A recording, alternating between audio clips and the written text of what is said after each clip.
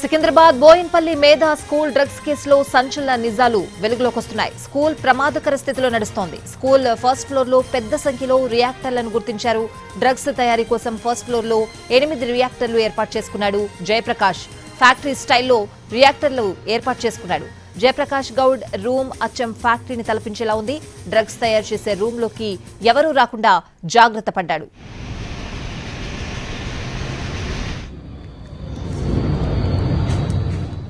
Nursery నుండి 10వ తరగతి వరకు హై స్కూల్ నడుపుతున్నాడు నిందితుడు జయప్రకాష్ గౌడ్. G+2 బిల్డింగ్ లో కేవలం 6 రూముల్లోనే స్కూల్ నిర్వహిస్తున్నాడు. 2018 నుంచి స్కూల్ నడుపుతున్నట్లు తెలుస్తోంది. 2 సంవత్సరాల క్రితం స్కూల్కు వచ్చాడు జయప్రకాష్ గౌడ్. అప్పటి నుంచి అన్ని తానే నిర్వహిస్తున్నాడు. చుట్టుపక్కల ఉండే పేద విద్యార్థులకు తక్కువ ఫీజుకు చదువు అంటూ చెప్తున్నాడు. ఒకవైపు క్లాస్ రూమ్లు, మరోవైపు డ్రగ్స్ తయారు చేస్తున్నాడు. ఒక రూమ్ లో ఆల్ఫ్రాజోలం డ్రగ్స్ తయారు చేస్తున్నాడు. రోజు డ్రగ్స్ తయారీ కోసం వాహనంలో వస్తూ ఉంటాడు జయప్రకాష్ గౌడ్. సెలవు రోజులో విక్రయాలు చేస్తున్నాడు. డ్రగ్స్ విక్రయిస్తూ ఉండగా పట్టుకుంది ఈగల్ టీం.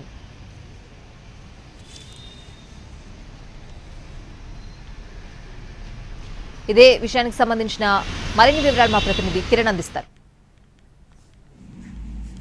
బోయిన్పల్లిలోని మేధా స్కూల్ డ్రగ్ తయారీ యూనిట్ కేంద్రంపై ఈగల్ పోలీసులు రైడ్ చేసిన విషయం తెలిసిందే. ఇందులో సంచలన విషయాలు వెలుగు చూస్తున్నాయి. ప్రస్తుతానికి మనము బోయిన్పల్లిలోని మేధా స్కూల్లో ఉన్నాం.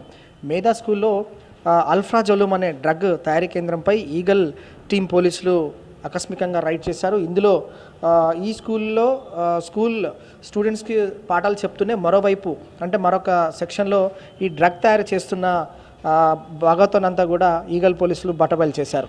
ఈగల్ టీం సోదాల్లో విస్తుపోయే విషయాలు వెలుగు చూస్తున్నాయి. ప్రస్తుతానికి మనము మేధా స్కూల్లోని ఇదొక ఆఫీస్ రూమ్. ఈ ఆఫీస్ రూమ్ను డ్రగ్ తయారీ కేంద్రంగా ఏర్పాటు చేసుకొని అల్ఫ్రాజోలం అనేది డ్రగ్ని తయారు చేస్తున్నారు. మేధా స్కూల్ యజమాని మల్లెల జయప్రకాష్ గౌడ్. సో స్కూల్లో గుట్టు చప్పుడు కాకుండా ఒక తయారీ యూనిట్ని కూడా నడుపుతూ ఉన్నారు. ఇదంతా కూడా అల్ఫ్రాజోలం డ్రగ్ను మహబూబ్నగర్ జిల్లా భూత్పూర్కి అల్ఫ్రాజోలంను సరఫరా చేస్తున్నారు జయప్రకాష్ గౌడ్. సో 3.5 కిలోల అల్ఫ్రాజోలంలో భాగంగా 4.3 కిలోల సగం తయారీ కూడా పోలీసులు డ్రగ్ స్వాధీనం చేసుకున్నారు. అలాగే 21 లక్షల నగదుతో పాటుగా ముడి సరుకు, తయారీ పరికరాలు కూడా సీజ్ చేశారు.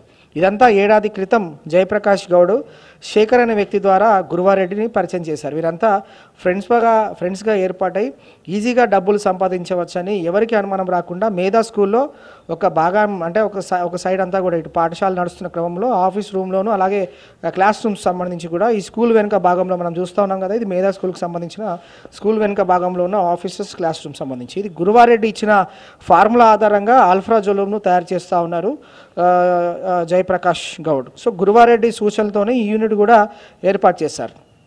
డ్రగ్ రాకెట్ను మిగిలిన నిందితుల వ్యవహారం పైన కూడా పోలీసులు దర్యాప్తు కొనసాగిస్తున్నారు. ఈగల్ టీం అన్ని కోణాలు కూడా దర్యాప్తు చేస్తాం. సో ప్రమాదకరంగా నడుస్తోంది ఈ స్కూల్ కూడా. బోయిన్పల్లిలోని మేధా స్కూల్లో ఫస్ట్ ఫ్లోర్లో పెద్ద సంఖ్యలో కూడా రియాక్టర్లు గుర్తించారు ఈగల్ టీం పోలీసులు. డ్రగ్ తయారీ కోసం ఫస్ట్ ఫ్లోర్లో ఇదంతా కూడా మేధా స్కూల్ సంబంధించిన మొదటి అంతస్తు. ఈ మొదటి అంతస్తులో ఈ రూమ్స్లలోనే 8 రియాక్టర్లు ఏర్పాటు చేశారు జయప్రకాష్ గౌడ్.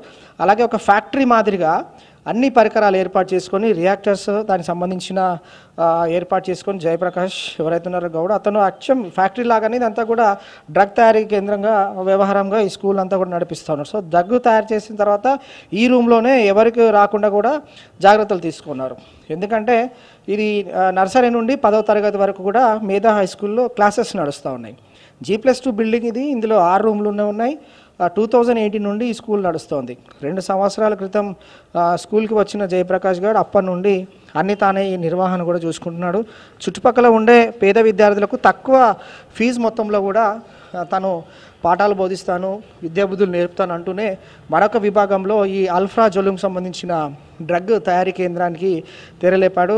ఇదంతా కూడా 5 రూమ్లలోనే కేవలం క్లాసెస్ రూమ్స్ నడుస్తున్నాయి. ఒకవైపు క్లాస్ రూమ్స్లో నడుస్తూనే మరొక వైపు డ్రగ్ తయారీ కేంద్రం కూడా నడుస్తుంది. సో రోజు ఈ డ్రగ్ తయారు చేసిన తర్వాత వాహనంలో రావడం, అంతా చెక్ చేసుకోవడం, వెళ్ళిపోవడం. అలాగే యథావిధిగా కూడా సెలవు రోజుల్లో కూడా ఈ విక్రయాలంతా కూడా జయప్రకాష్ గౌడ్ చేస్తూ ఉన్నాడు అనమాట. అంటే ఇటు మహబూబ్ నగర్ తర్వాత వేరే జిల్లాలకు సంబంధించి ఈరోజు కూడా విక్రయాలు చేస్తున్నారని చెప్పి ఇన్ఫర్మేషన్ బేస్ చేసుకొని ఈగల్ టీం పోలీసులు మెరుపు దాడి చేశారు. ఈ మెరుపు దాడిలో మేధా స్కూల్లో స్కూల్ మాటున డ్రగ్ తయారీ కేంద్రాన్ని పోలీసులు గుట్టురట్టు చేశారు.